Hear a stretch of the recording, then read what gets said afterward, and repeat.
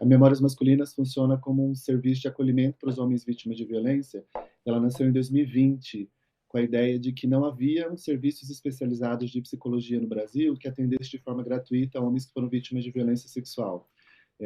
A gente sabe que, enfim, as mulheres são muito mais vítimas de violência sexual do que os homens, mas aí no meio do meu doutorado eu me dei conta de que não existia um serviço gratuito, embora no SUS existam psicólogos que possam atender esses homens, não existem serviços especializados.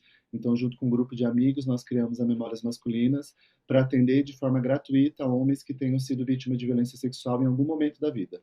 Certo. Denis, por favor, quais são os principais crimes de violência sexual sofrida pelos homens que chegam até vocês? E por que é tão difícil para o homem revelar esses fatos, revelar esses acontecimentos? Mas eu acho que é importante, antes de tocar no assunto que você está me questionando, de primeiro dizer, com todo respeito, eu lamento a todas as pessoas que estão nos assistindo que tenham passado por alguma situação de violência. Se você é um homem, se você é uma mulher que foi vítima de violência, procure ajuda, você não está sozinho nessa. A gente acabou de assistir um caso de uma violência patrimonial da Suzane, eu lamento muito por isso, e que bom que a Suzane conseguiu falar sobre isso e procurou a justiça. Então, se você é vítima de violência sexual, meu respeito, e você não está sozinho nessa.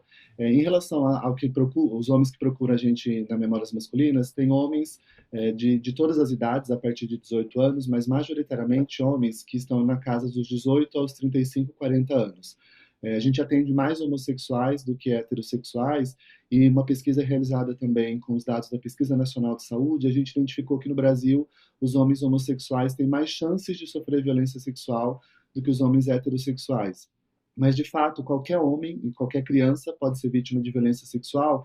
E se a gente pensar em idade, em faixa etária, os meninos de 5 a 9 anos são os mais vulneráveis à situação de violência sexual, e os agressores costumam ser majoritariamente pessoas conhecidas desses meninos. Então é muito difícil para esses meninos falarem, porque primeiro tem uma relação de confiança, tem uma relação de proximidade, assim como acontece com as mulheres, que a maioria dos agressores também são pessoas próximas. Então, uma das barreiras para que os homens consigam identificar essa situação de violência e consigam falar sobre isso é de que os agressores são majoritariamente pessoas próximas. Então, à medida que a criança fala, à medida que esse adolescente ou esse adulto fala dessa violência, ele vai precisar romper com essa relação que não é 100% ruim.